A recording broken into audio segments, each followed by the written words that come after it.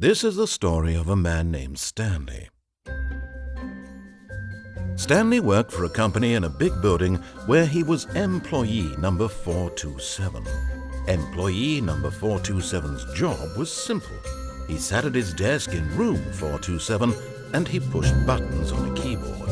Orders came to him through a monitor on his desk, telling him what buttons to push, how long to push them, and in what order. This is what employee 427 did every day of every month of every year.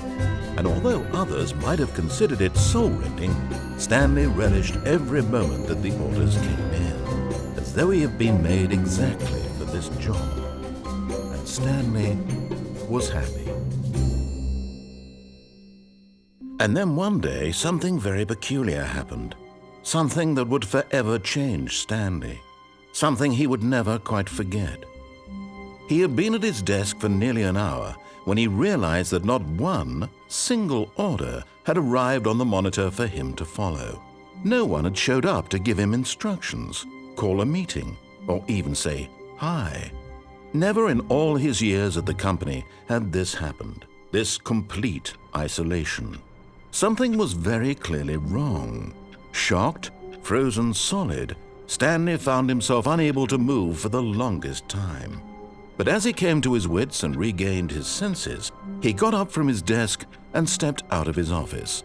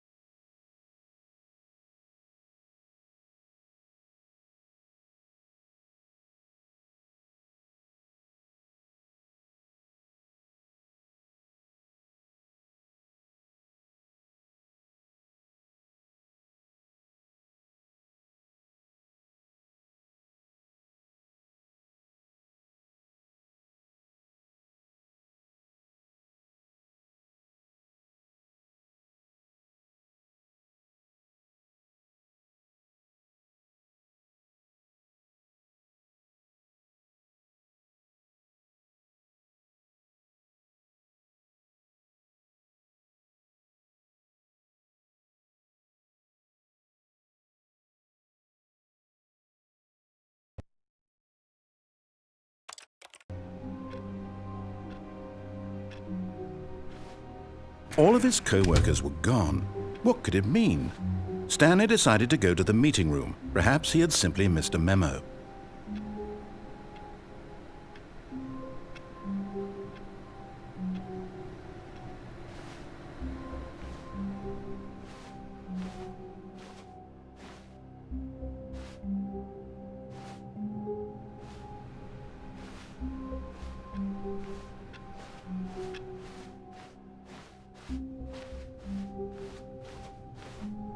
When Stanley came to a set of 2 open doors, he entered the door on his left.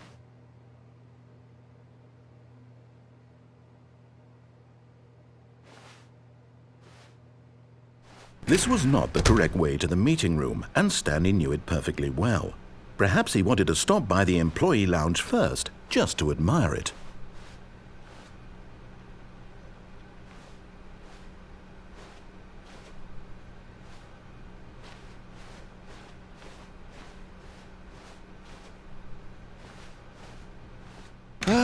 Yes, truly a room worth admiring. It had really been worth the detour after all, just to spend a few moments here in this immaculate, beautifully constructed room. Stanley simply stood here, drinking it all in.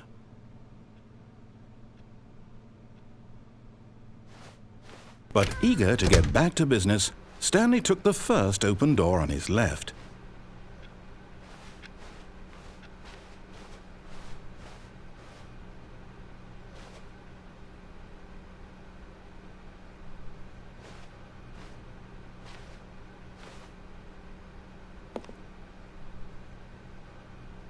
Stanley was so bad at following directions, it's incredible he wasn't fired years ago.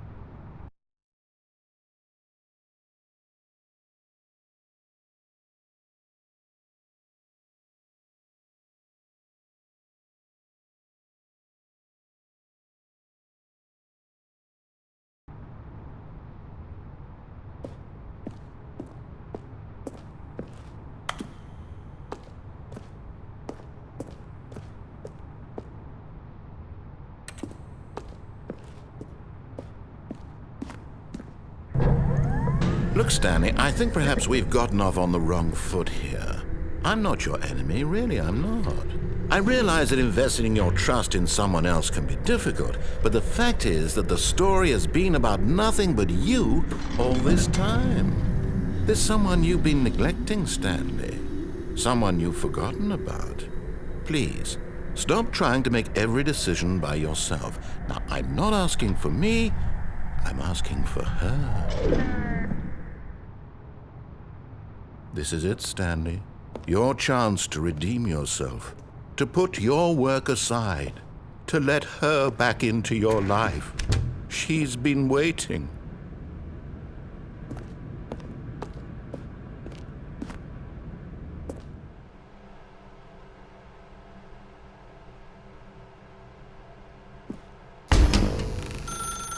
That's her, Stanley. You need to be the one to do this, to reach out to her.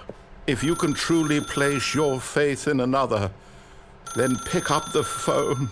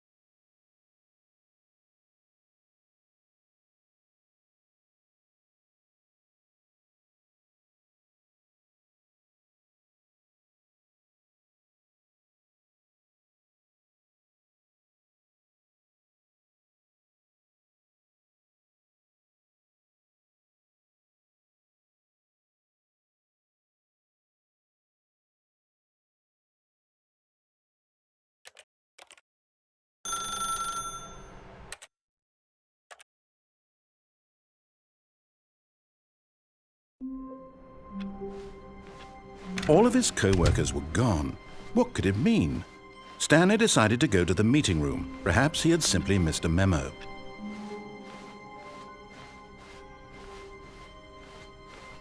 When Stanley came to a set of 2 open doors, this was not the correct way to the meeting room, and Stanley knew it perfectly well. Perhaps he wanted to stop by the employee lounge first, just to admire it.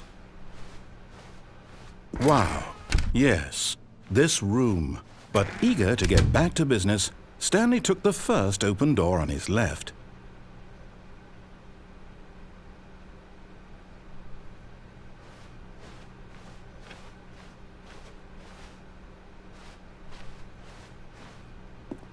And so he detoured through the maintenance section, walked straight ahead to the opposite door, and got back on track.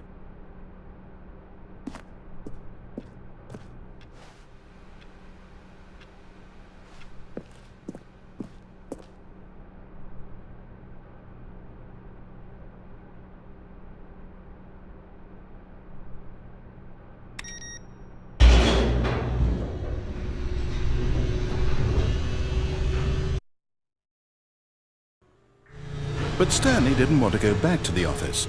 He wanted to wander about and get even further off track. So now in order to get back, he needed to go, from here it's, left. Oh, no, it's to the right, my mistake. No, not the right. Why would I have ever said it was to the right? What was I thinking? It's clearly... Oh dear, would you hold on for a minute, please? Now, let's see. We went down right, left, down, left, right. Yep, okay, yes. I've got it now. This story is absolutely, definitely this way.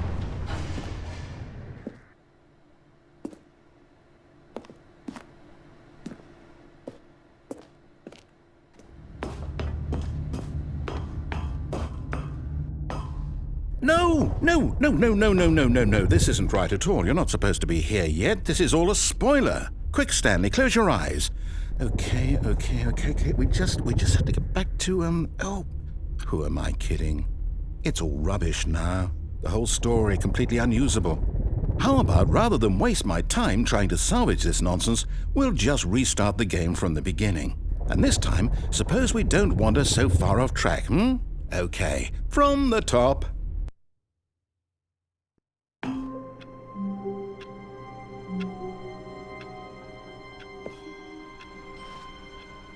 All of his co-workers were gone. What could it mean? Stanley decided to go to the meeting room.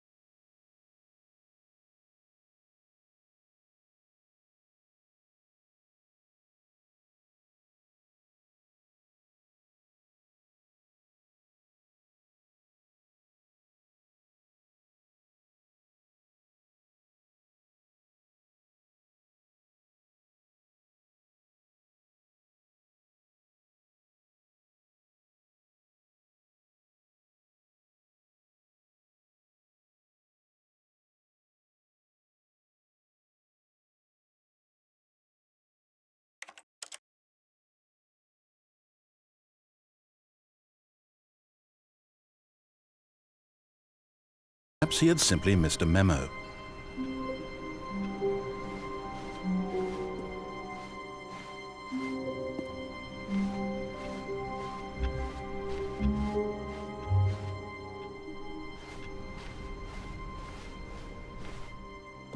When Stanley... Wait, what? No, no, I restarted. I swear I definitely restarted the game over, completely fresh. Everything should be... Oh, did something change? Stanley, did you change anything when we were back in that room with all the monitors? Did you move the story somewhere or... Hold on. Why am I asking you? I'm the one who wrote the story. It was right here just a minute ago. I know for sure that it's here somewhere. Okay, then. It's an adventure. Come, Stanley. Let's find the story.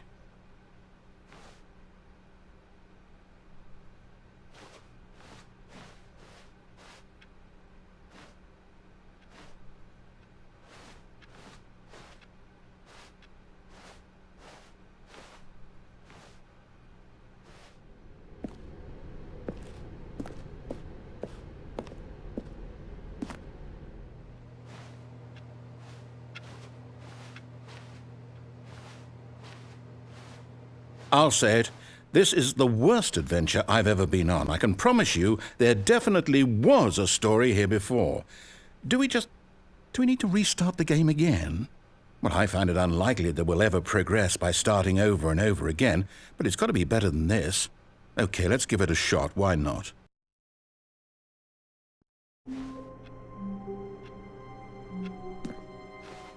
All of his co-workers were gone. What could it mean? Stanley decided to go to the meeting room. Perhaps he had simply missed a memo.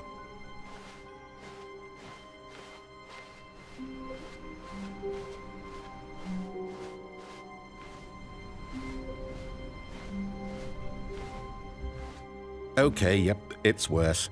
I might be remembering this wrong. It's possible the story is back where we just came from. Why don't we go back the other direction and see if we missed anything?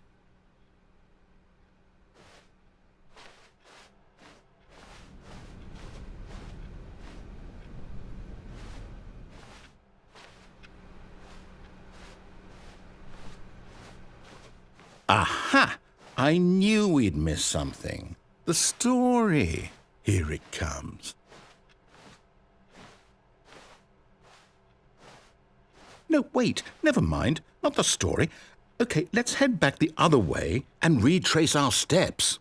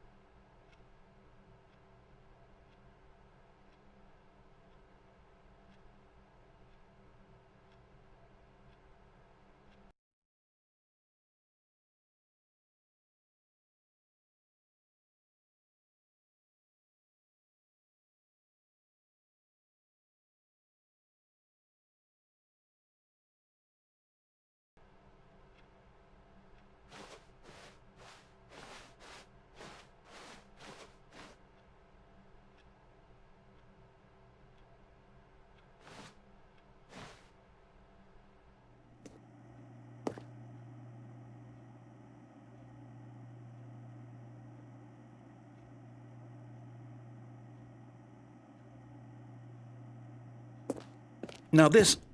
Well, I'll be honest, I don't recognize this place at all. Is this the story? I don't think so. I can't quite recall, but I believe my story took place in an office building. Is that correct? Do you remember, Stanley? Well, do you know what? Since I've completely forgotten what we were supposed to be doing, how about this? You win! Congratulations! I know you put in a lot of hard work, and it really paid off, so good job. Oh, no. No, I don't feel right about this at all. We both know you didn't put in any actual work for that win. Some people win fair and square, and this was not one of those situations. Okay, I'm getting weirded out by whatever this place is. I don't care what might happen this time. I have to restart.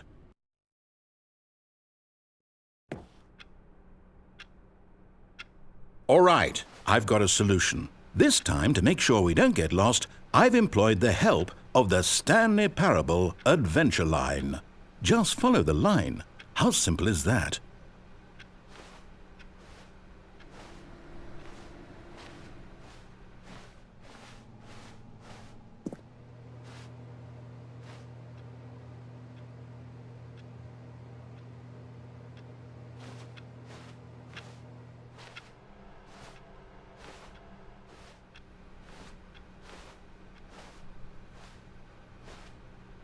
No, I'm down. We're leaving it up to the line from now on.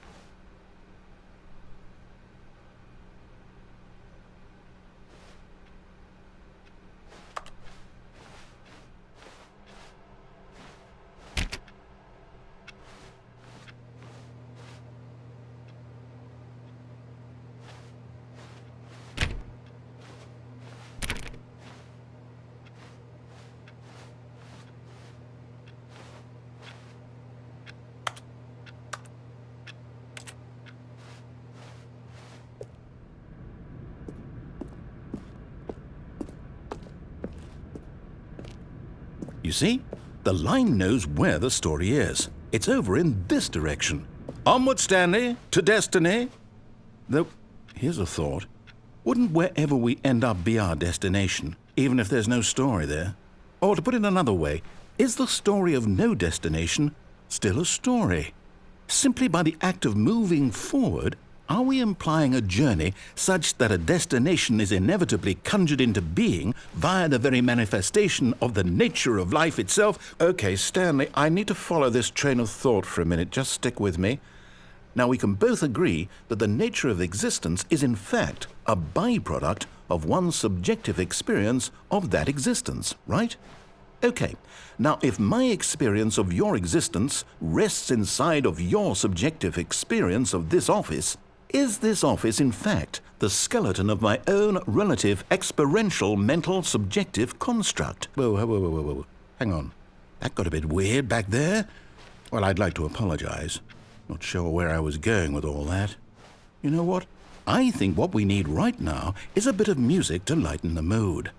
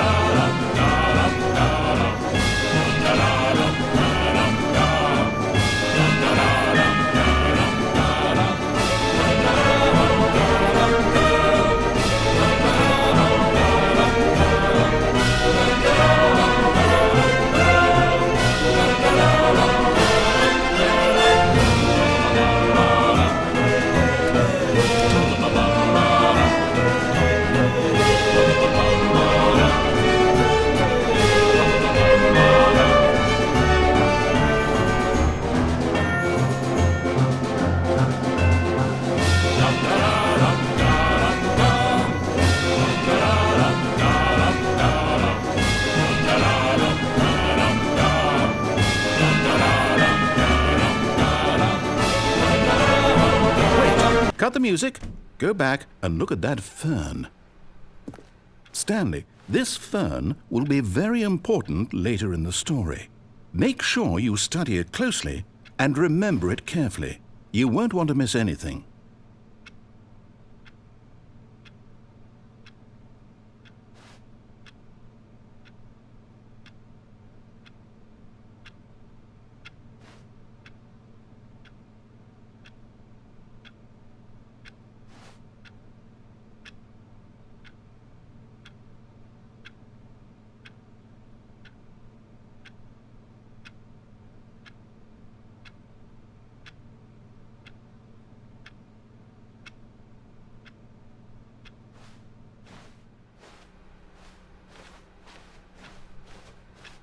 Wait, what? We're back at the office? No.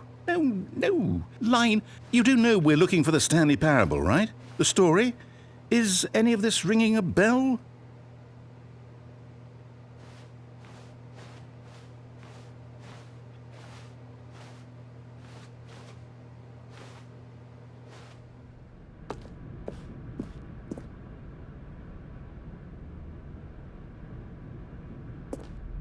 Oh, no, not again, Line. How could you have done this to us? And after we trusted you, after everything we've been through, you... Oh, I can't take this anymore. To hell with it. Restart.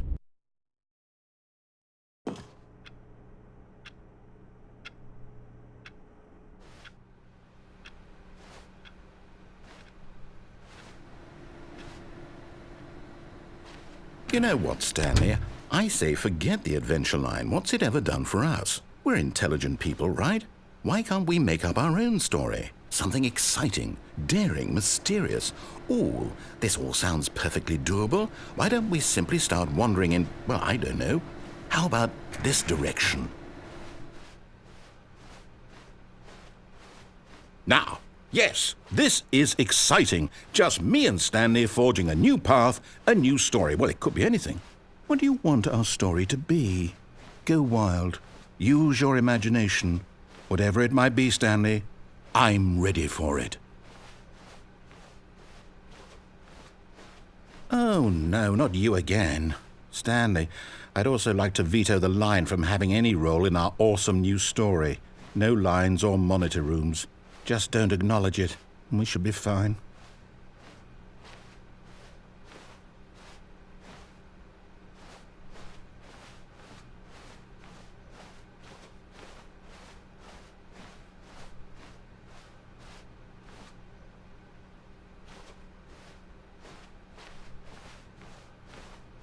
Ah, a choice. We get to make a decision. From here, the story is in our control. How important we mustn't squander the opportunity. In fact, I believe I need a minute to think here. Just walk in circles for a minute. Okay, so I know that each door has to lead somewhere, which means that somewhere at the place where we're trying to go, there must be a reverse door that leads here. And that in turn means that our destination corresponds with the counter-inverted reverse door's origin. So starting from the right, let us ask, will taking the right door lead us to where we're going? And since the answer is clearly yes, then by all accounts, the door on the right is the correct one. Another victory for logic. Come, Stanley, our destiny awaits.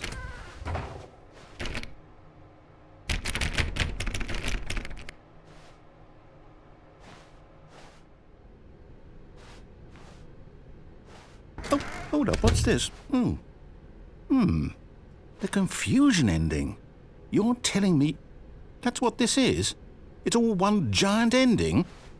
And we're supposed to restart the game, what, eight times? That's really how all this goes? It's all determined? So now, according to the schedule, I restart again. Then what? Am I just supposed to forget? Well, what if I don't want to forget? My mind goes blank simply because it's written here on this thing, wall. Well, who consulted me? Why don't I get to decide? Why don't I get a say in all of this? Is it really?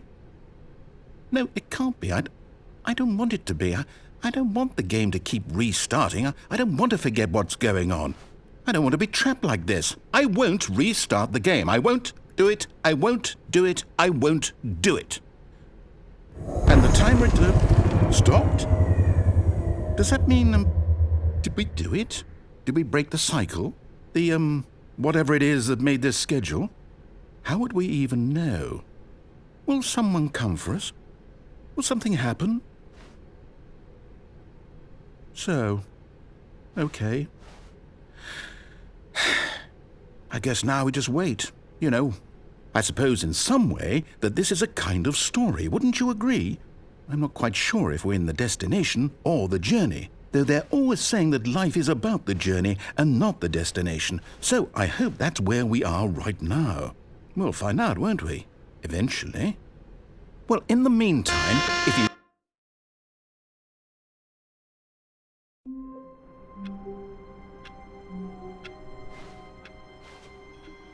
All of his co-workers were gone. What could it mean? Stanley decided to go to the meeting room. Perhaps he had simply missed a memo.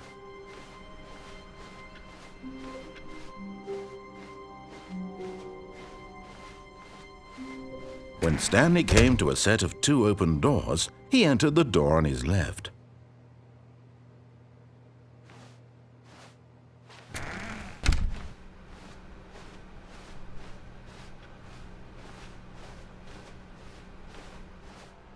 Yet there was not a single person here either. Feeling a wave of disbelief, Stanley decided to go up to his boss's office, hoping he might find an answer there.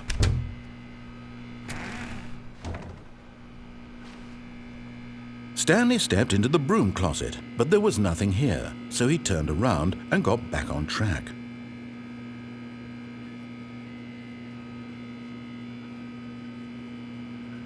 There was nothing here. No choice to make, no path to follow, just an empty broom closet. No reason to still be here.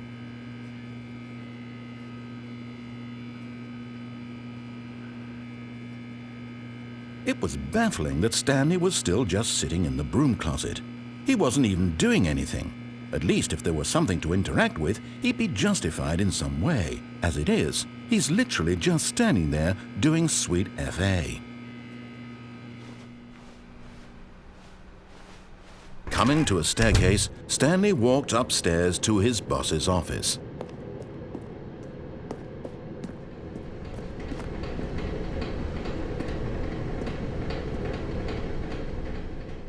But Stanley just couldn't do it. He considered the possibility of facing his boss. Admitting he had left his post during work hours, he might be fired for that. And in such a competitive economy, why had he taken that risk? All because he believed everyone had vanished? His boss would think he was crazy. And then something occurred to Stanley. Maybe, he thought to himself, maybe I am crazy.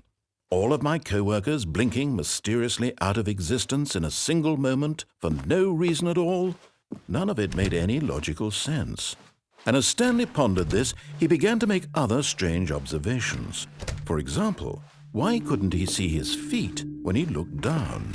Why did doors close automatically behind him wherever he went? And for that matter, these rooms were starting to look pretty familiar. Were they simply repeating? No, Stanley said to himself, this is all too strange. This can't be real. And at last, he came to the conclusion that had been on the tip of his tongue. He just hadn't found the words for it. "I'm dreaming!" he yelled. "This is all a dream." Oh, what a relief Stanley felt to have finally found an answer, an explanation. His co-workers weren't actually gone. He wasn't going to lose his job. He wasn't crazy after all. And he thought to himself, I suppose I'll wake up soon. I'll have to go back to my boring real-life job pushing buttons. I may as well enjoy this while I'm still lucid. So he imagined himself flying and began to gently float above the ground. Then he imagined himself soaring through space on a magical starfield, and it too appeared. It was so much fun, and Stanley marveled that he had still not woken up. How was he remaining so lucid? And then perhaps the strangest question of them all entered Stanley's head. One he was amazed he hadn't asked himself sooner. Why is there a voice in my head dictating everything that I'm doing and thinking? Now the voice was describing itself being considered by Stanley, who found it particularly strange. I'm dreaming about a voice describing me, thinking about how it's describing my thoughts, he thought. And while he thought it all very odd and wondered if this voice spoke to all people in their dreams, the truth was that, of course, this was not a dream. How could it be? Was Stanley simply deceiving himself, believing that if he's asleep, he doesn't have to take responsibility for himself? Stanley is as awake right now as he's ever been in his life. Now, hearing the voice speak these words was quite a shock to Stanley. After all, he knew for certain, beyond a doubt, that this was in fact a dream. Did the voice not see him float and make the magical stars just a moment ago? How else would the voice explain all that? This voice was a part of himself too. Surely, if he could just... He would prove it. He would prove that he was in control, that this was a dream. So he closed his eyes gently, and he invited himself to wake up. He felt the cool weight of the blanket on his skin, the press of the mattress on his back, the fresh air of a world outside this one. Let me wake up, he thought to himself. I'm through with this dream. I wish it to be over. Let me go back to my job. Let me continue pushing the buttons. Please, it's all I want. I want my apartment, and my wife, and my job. All I want is my life exactly the way it's always been. My life is normal. I am normal. Everything will be fine. I am okay.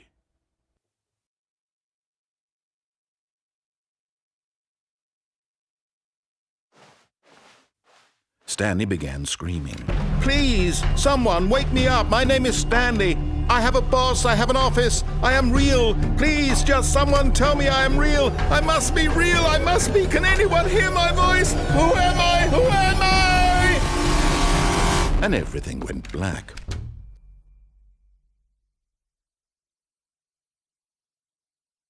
This is the story of a woman named Mariella. Mariella woke up on a day like any other. She arose, got dressed, gathered her belongings, and walked to her place of work. But on this particular day, her walk was interrupted by the body of a man who had stumbled through town talking and screaming to himself, and then collapsed dead on the sidewalk. And although she would soon turn to go call for an ambulance, for just a few brief moments she considered the strange man. He was obviously crazy, this much she knew. Everyone knows what crazy people look like. And in that moment, she thought to herself how lucky she was to be normal. I am sane. I am in control of my mind. I know what is real and what isn't. It was comforting to think this, and in a certain way, seeing this man made her feel better. But then she remembered the meeting she had scheduled for that day, the very important people whose impressions of her would affect her career, and by extension, the rest of her life.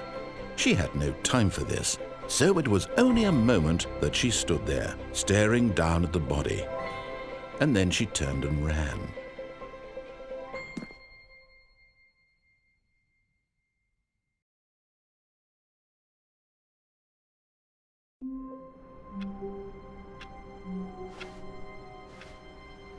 All of his co-workers were gone.